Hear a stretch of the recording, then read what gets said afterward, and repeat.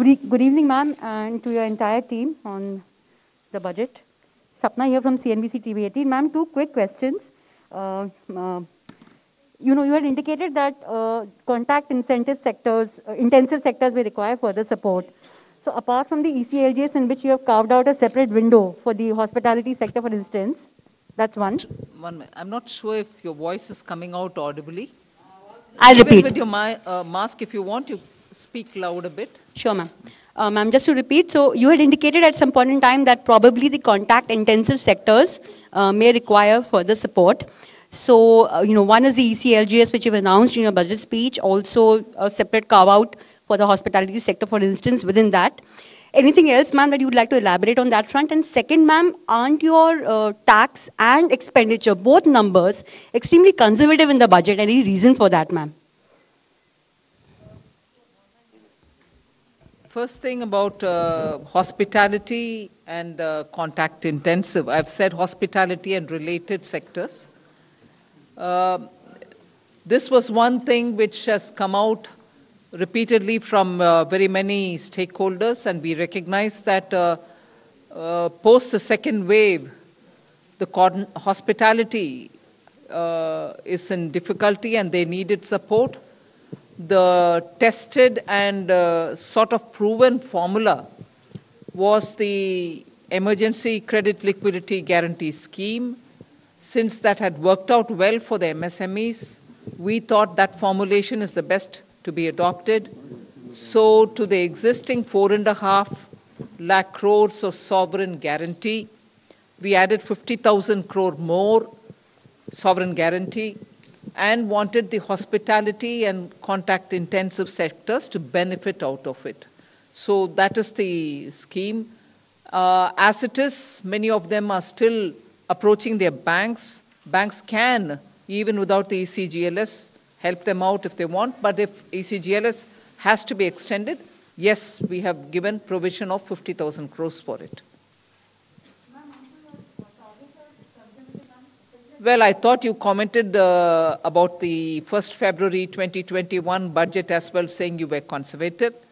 I think our assessments have proven right, and conservative is not being overtly and excessively optimistic.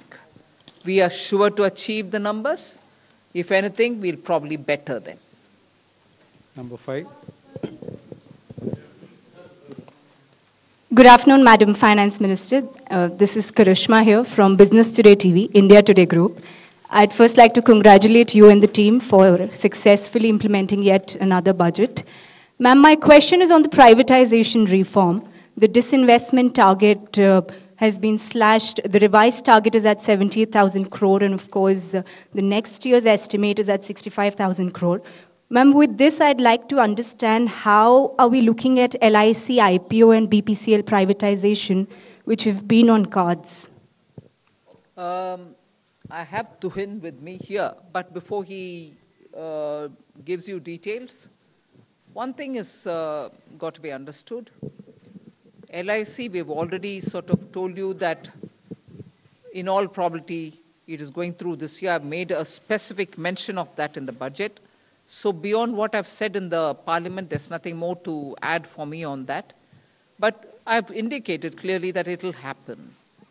Now, assessment for the rest of the year about the number being big or small as per your view, I'll have Tuhin get into the details. But we have shown the intent of the government in that Air India got cleared. NINL has found its buyer. There's a little bit more work to be done there, but you are saying that we are progressing in many of these. So I think we've been very realistic in telling what we'll do and achieving what we've told.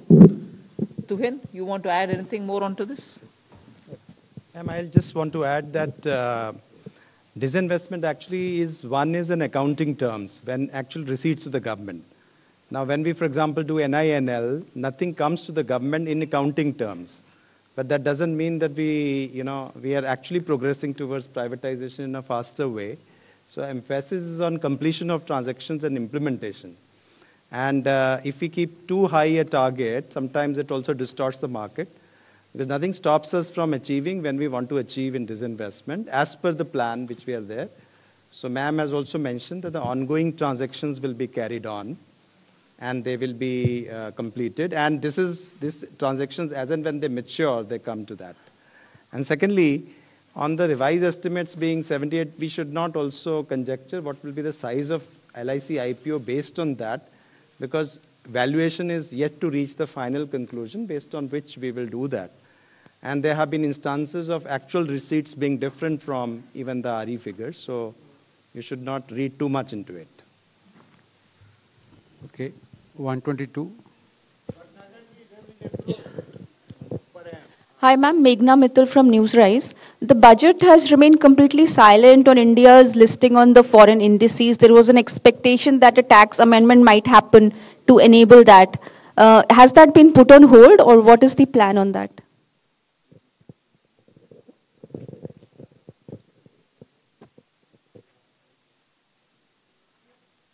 Just repeat your question. I think your voice was a bit muffled. Ma'am, I'm Meghna Mittal from Newsrise. My question is that the budget has remained silent on India's listing on the foreign indices. The expectation was of a tax amendment to enable that. So has that plan been put on hold, or what is the update on that? You're referring to the bond indices, yes, right? Yes. The issue is that the NR to NR transactions are anyway tax-free.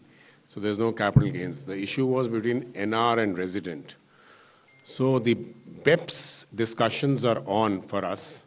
And in those discussions, we are actually saying that the capital gains tax right should come to the country where the transactions emanate from. So that has been our stand.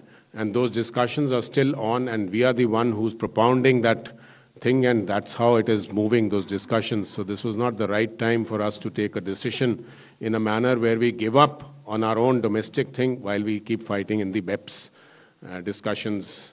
So that was the basic reason that we didn't want to do it this year. Number 90.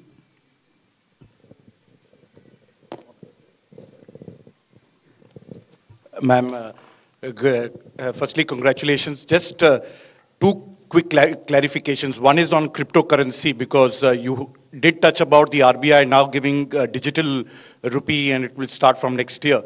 And you've reflected that in the finance bill. You've also taxed cryptocurrency, but there's no regulation. So how are you going to work on that? I'm a little bit keen to understand that. And the other issue, of course, is that in your speech, which was very well put, there was one